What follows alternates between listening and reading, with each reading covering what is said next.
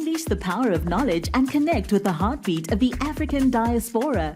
Download our African Diaspora News Channel app now on Google Play and Apple App Store. Stay informed with authentic and diverse perspectives, breaking news, and cultural insights. Immerse yourself in a community that celebrates unity, resilience, and progress.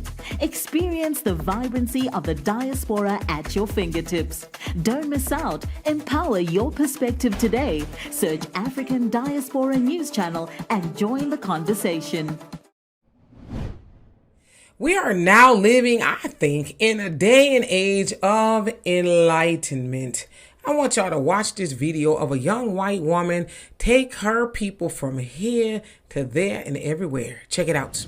Accurate history is teaching white Americans how white slave owners raped, beat, humiliated, mutilated, murdered, and cannibalized their slaves. Accurate history is teaching that George Washington's false teeth were made out of his slaves' teeth. Accurate history is teaching that Abraham Lincoln may have said some words and signed some shit, but he did not physically do anything to free the slaves. The white abolitionists also often get almost total credit for freeing the slaves. I bet you've never even asked yourself what the slaves were doing to free themselves, and the answer to that is most of the work, including giving the ultimatum of war. But then we get a bunch of white people mad that their kids might feel guilty if we teach real history. It's not about your white child's feelings. Teaching accurate history isn't about white people's feelings, but that does sound like something that someone who's only ever been taught a white glorifying version of history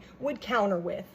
Ask why we ever felt like we needed to curate a false version of what white people did and did not do to black people to begin with. And then ask yourself why white politicians are verbally attacking real history by calling it slurs, which is by default also the act of calling black people slurs. So as you saw and heard her ask there, why do y'all have a problem with the accuracy of white history, right?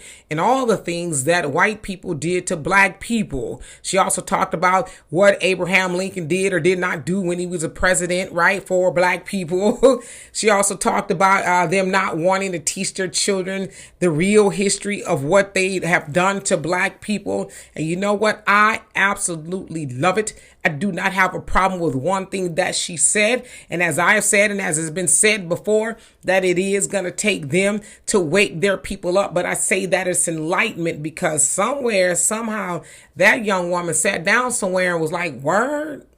For real? That's what we did?